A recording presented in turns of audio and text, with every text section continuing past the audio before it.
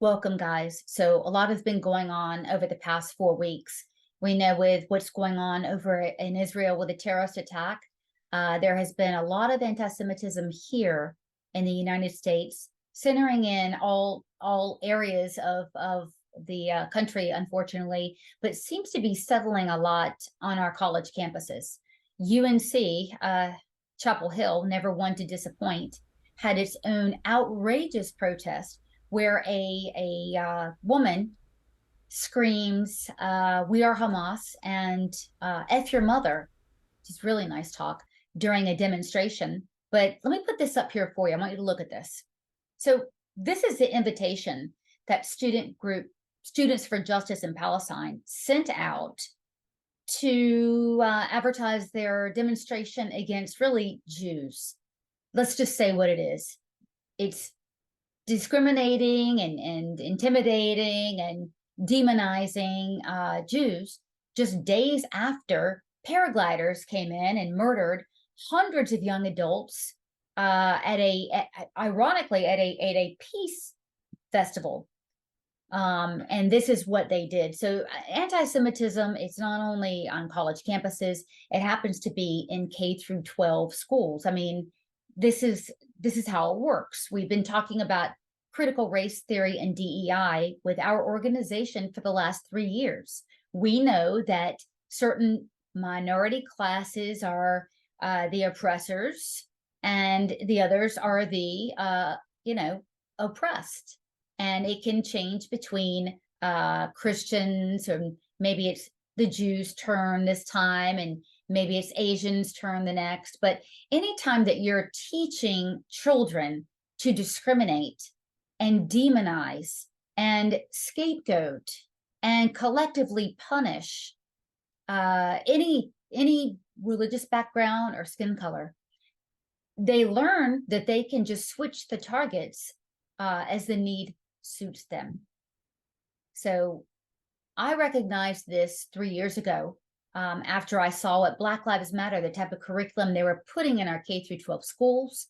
And that's why we started Ed First Alliance, because we knew that this type of bigotry that was being taught vis-a-vis critical race theory, it does lead to violence and it will lead to murder. That is not it's not hyperbole to say it, genocidal type of ideas being implanted into our children, unfortunately.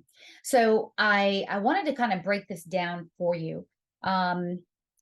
This bill, there's a bill that came up. I'll put this up right now. So this bill was sponsored by Bobby Hoenig. He is a senator he's out east. So he's in Gates County, that area. And then Tim Moffett, who is in Rutherford, and he's actually on the other side of the state.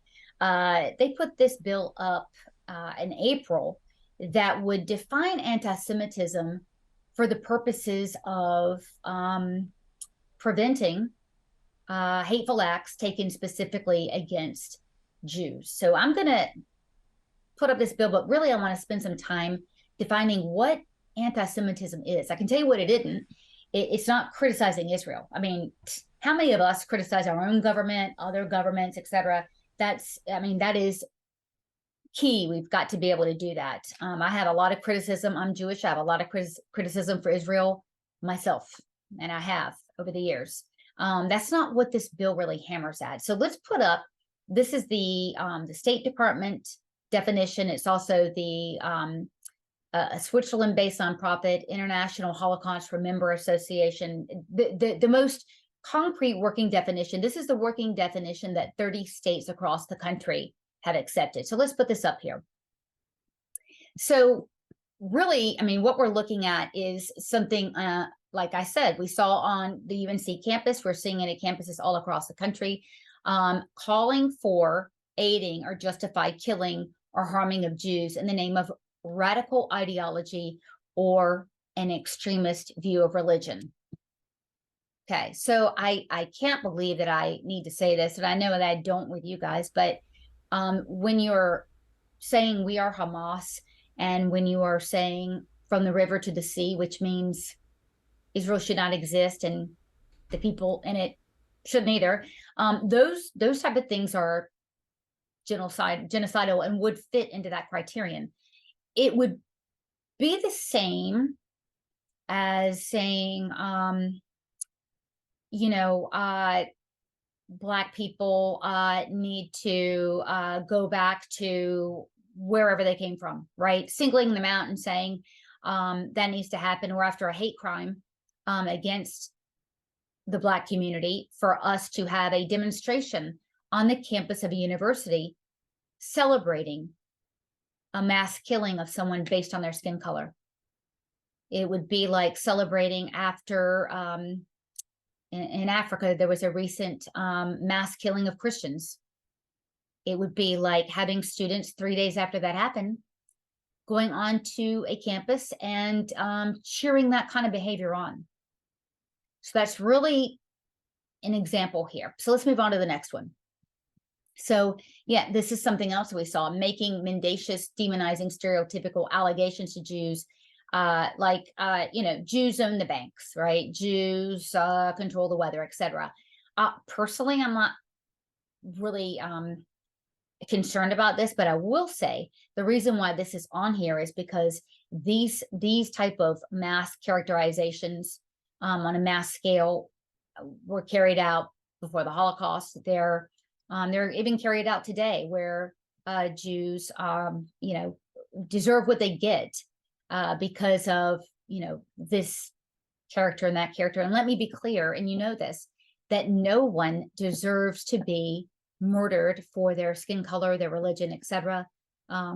This is self-explanatory, but again, this is another tenet of this definition of anti-Semitism, accusing Jews as a people for, being guilty of everything, right? So this is like saying, okay, Jeffrey Epstein, terrible person, Harvey Weinstein, awful person, right? Because they have done dastardly deeds. That means that all Jews do these things. It's like saying, okay, because a Christian pastor, and it happens from time to time, sexually abused all of these children, that all Christians are pedophiles. And I've actually seen that characterization of Christians and fought back against that. That is something that the left does to try to demonize all people of faith. We see it all the time. Shouldn't go on against Jews, Christians, or any other religion for that matter. So denying the Holocaust, that's another one that's on here. This isn't to criminalize any of these things. I want you to know that it's not to criminalize it. It's just a classification for schools, public officials, things of that nature. So when you deny the Holocaust, that does, count for anti-Semitism. And I think people pretty much recognize that. Accusing Jews, and this is happening on the college campuses, when you have Jews as a stand-in for the state of Israel, and you are saying Israel is doing something I don't agree with, and I'm going to take it out on Jews, that is anti-Semitism. That is what you saw at this rally. You saw at this rally, people were fired up because of what they thought was unfair. I actually think it's because they hate America and they're infiltrators. But anyway, and they want to penalize all Jews. It's wrong and it cannot happen. It's like saying, I demonstrably disagree with Mexico, their policies, and a lot of their people. So every single Mexican person that I see, I'm going to abuse. And moreover, if I ever see them being abused, I'm going to cheer it on and do whatever I can to make more of it happen. So I know because of the way CRT has infiltrated the United States, it's hard for a lot of people to realize that, but it is absolutely morally wrong. And oh, by the way, it's something we don't want to be teaching kids, which is why we continue to fight against CRT. So when you say that someone, and this has happened to me, born and raised here in North Carolina, and happen to be Jewish, and accusing me of being more loyal to the state of Israel or my own people than my country, that's anti-Semitism right there. It's like telling a Catholic that you're more loyal to the Vatican, or, telling someone that legally immigrated here from any country. Pick a country. They legally immigrated. They're serving their country. But you're always suspiciously looking at them like they're a double agent, like they're somehow not American because they are perceived not to be born here. When it's done, it's wrong, and it happens to be anti-Semitism. Another one, denying the Jewish people the right of self-determination. There are more than a dozen Arab countries. There's only one Jewish country, that's Israel, right? And not everyone there is Jewish, but a lot of them. And so a lot of people will object to having the Jewish state while saying nothing about the Arab states. That's actually on here too, the double standard. But Jews have a right to defend themselves. And I'm seeing this a lot, where a Jewish person here will see raw anti-Semitism, even violence, or the Jews in Israel. And there's this hatred of Jews for fighting back. In other words, it's really terrible what happened over, we'll hear this, it's really terrible what happened over there, but Jews shouldn't fight back. Okay, we don't hear it when Arab countries are killing Muslims, or in a lot of cases Christians.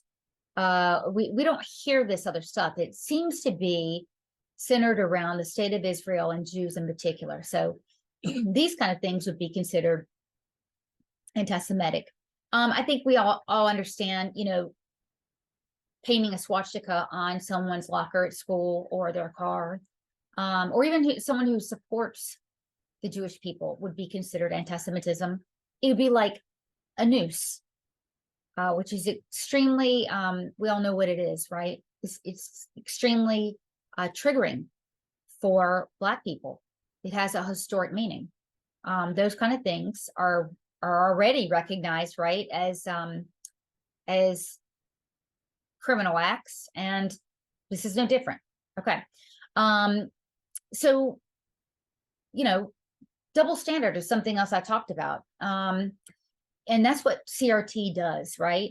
It says that, look, men have no right to defend themselves when they're wrongfully accused of things like sexual harassment or any other thing. They can't defend themselves, but everyone else can. CRT teaches that. CRT also instills that Black people have a right to defend themselves, but white people do not. Or Christians don't have a right to defend themselves. We see that all the time, and others do. That's why this intersectionality and the CRT is wrong, and it has led us to precisely where we are today, where a lot of Americans are very surprised that they're seeing demonstrations where, a couple thousand people are marching in these demonstrations. Now, not all of these people are believers in Hamas and hate Jewish people, but the ones that don't have been steeped in critical race theory. And just remember this, it's Jews that are facing this today. Obviously, we've seen it with Christians. We've seen it with Black people in this country. We've seen it with every group. That's the danger of critical race theory, you guys. The danger is that this can be turned around on any group at any time to fit the services of the government. So that's why we have to fight it. So anyway, there's this bill. I'm going to put it up.